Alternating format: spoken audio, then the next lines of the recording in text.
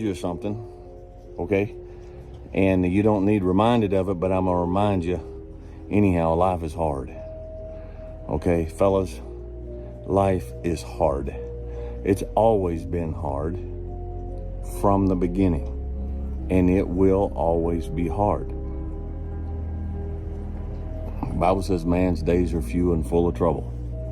All right, ever since mankind fell in the garden, we were told that we would eat out of a sorrow of the ground, the sweat of our brow, and the ground would bring forth thistles. And so it's just the nature of it. All right, the problem we have today is in this modern world, we have movies and we have television and we have social media that are always telling us. Lesson that people need to hear and learn. It's so important because everybody just wants to be comfortable. Everybody wants to sit in the car. I don't want to go outside, it's cold. I don't want to do this, it's hot.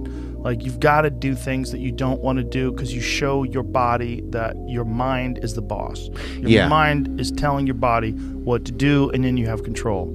Yeah, Dustin texted me one day, Poirier texted me, he's like, you can't wait for everything to be okay to live your life. And it was, you ever get a text from somebody who says one of those moments where it fucking gets through to you, you know? Yeah.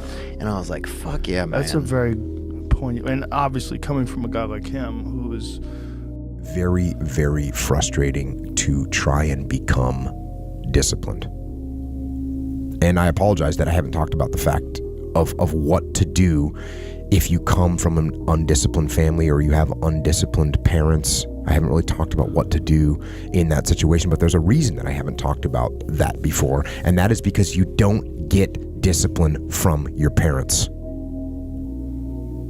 You don't get discipline from your parents, from your grandparents, from your older brothers and sisters. You don't get discipline from an external source.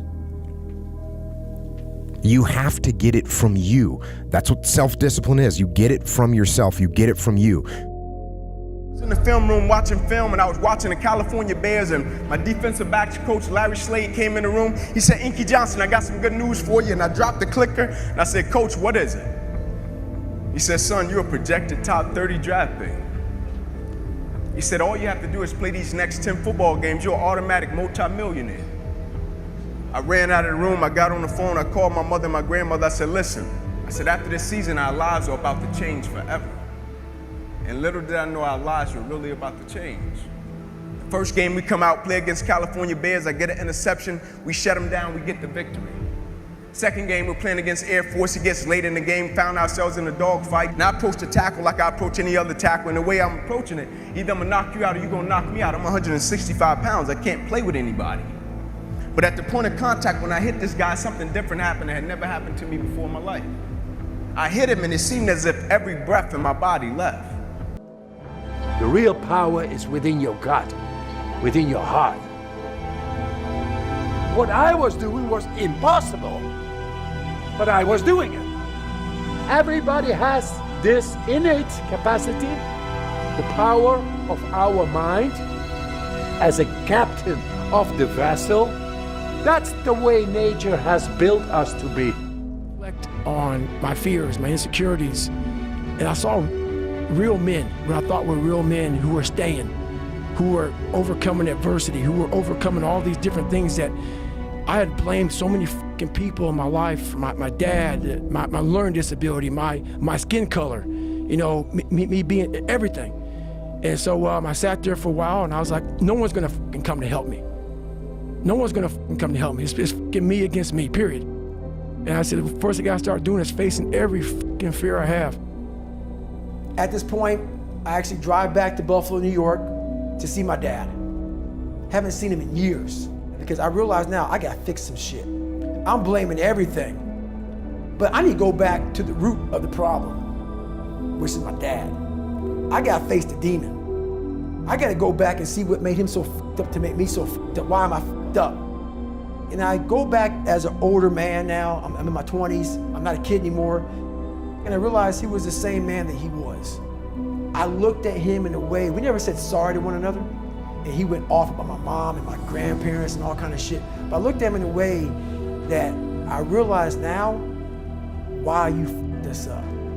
Somewhere in your fucking life, something fucked you up and you didn't deal with it. And so you put that shit on me, my mom, and everybody around you. I'm gonna deal with my shit. Say honestly, I have a very deep affection for him, I do. If he weren't here, I probably wouldn't be alive today. The fact that he is here and doing what he's doing, and doing as well as he's doing, and improving as he has, gives me the motivation and interest to stay alive. I want to see my kids grow. I want to be a better person in life. I don't like the person who I become. I just want to be a decent human being, which I know I can be. We have to understand we're stronger than we anticipate that we are. We're a lot stronger than we believe we are. Believing in yourself, you can overcome the most darkest moments. I can't make up for the past, of course, but I just want to have a healthy future. Question, and I think I know your answer to this one. Which do you tend to focus on more? Which do you think most people focus on more, what they can control or what they can't control? And then which one do you focus more on? I think most people would probably focus on what they can't control. I'm an even balance, I would say, between the two. I'm working quite hard to try. I was going to say, you strive. It's part of your philosophy, right? To focus on what you can control, right? So that's part of the Stoicism, whole philosophy of Stoicism, right? So, but most people, you're absolutely right.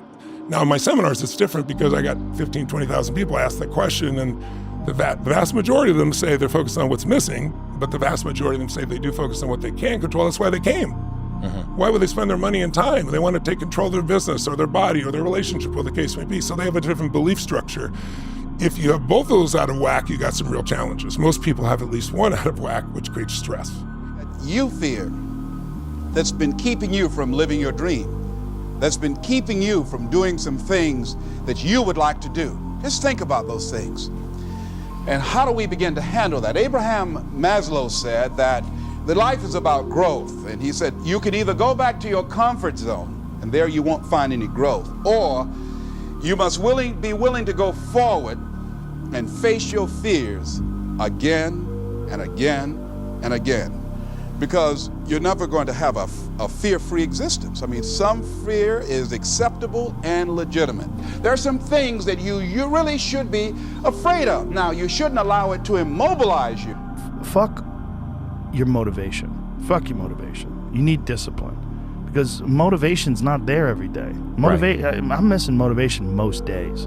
Wow, Some really? days, yeah, sometimes I got motivation. Some days I'm like, fuck yeah, today I felt good. I can't wait to get to the gym. But a lot of days, like, gotta get to the gym. And then once I get going, then I feel great. Yeah. And I feel great when it's over. But it's that beginning part that's hard because your body wants to stay comfortable. Your body will trick you. Like, man, today you should take the day off, Theo. You don't feel good.